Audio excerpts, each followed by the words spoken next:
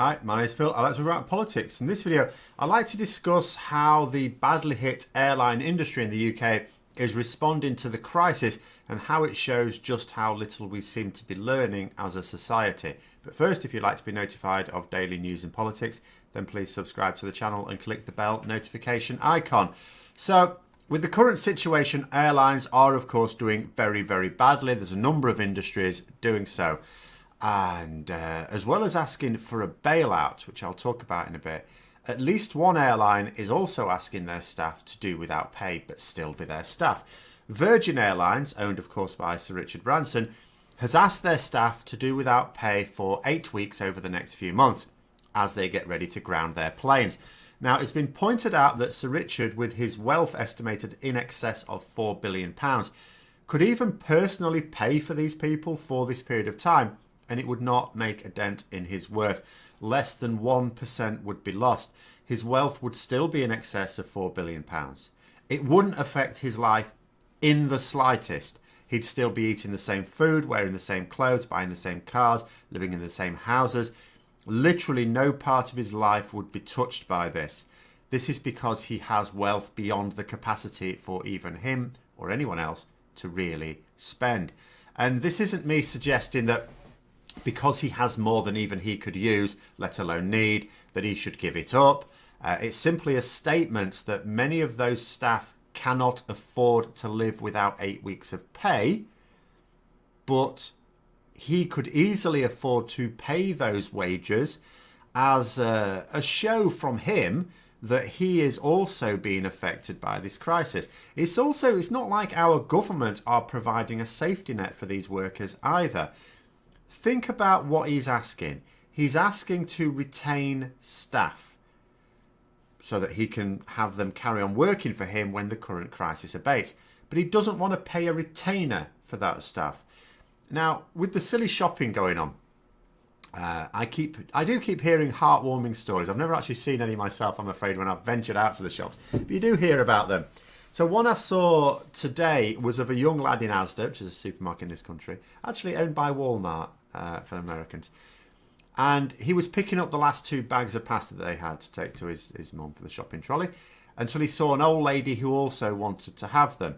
And he put them in her trolley, saying she needed it more, and then went to tell his mother that they'd sold out.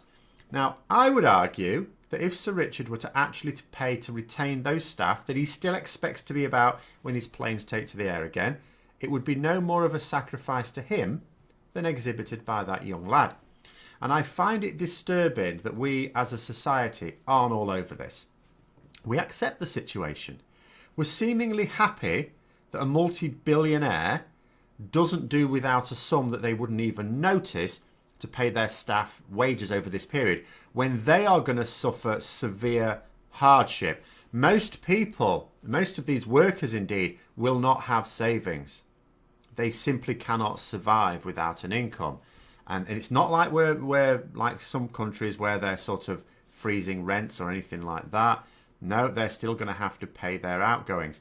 And yet airlines, including Virgin Airlines, are not even following their own advice for others. They have been asking the government for billions of pounds to tide them over.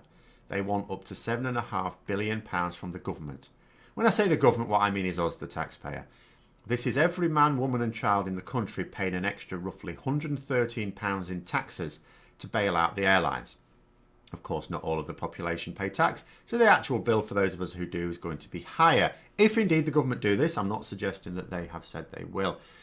And the thing that really stuck with me is this plea has been spearheaded by Branson's Virgin Airlines. So we have an industry, and indeed a specific company, that is asking for the taxpayer to pay wages for their staff that they could afford to pay themselves. Why is it that when ordinary folk go through a rough time like this, as we all do, and it's affecting everyone, that we're expected to cut back? Of course, that seems perfectly reasonable. We have to cut back. But for the ultra-rich, where cutting back actually doesn't change one iota of their lives, they expect the Treasury to bail them out so that they don't have to cut back themselves, even though, as I say, it would have no material impact on their lives. Not 1 second of their lives would be affected. This is what is fundamentally wrong with our society, in my opinion, especially when the government is going to need to spend big to get us out of this one. Regardless of their own economic mismanagement over the past decade, this is an event not of their making. Much as with 2008, this is global. They have limited influence over the recession that is coming. Yet there are decisions they can make to ease things, to let us come out of it more quickly. But the storm is coming, and only spending will keep the worst of it at bay, no matter what political decisions are made. And given the scale of the borrowing that will be needed, when the government have already, raised our level of debt sky high, we need to make sure that at the very least, this money that is going to have to be borrowed, is going to have to be shelled out, that is going to have to be paid by future generations, is being spent on as many people as possible. The ones who need it, the ones for whom it will affect their lives for the better. Not billionaires who will not even notice. That has to stop. So anyway, I hope you found the video interesting. If you did, don't forget to click the like button. And if you'd like to support the channel further, then please also click the Patreon link for details. And until next time, I'll see you later.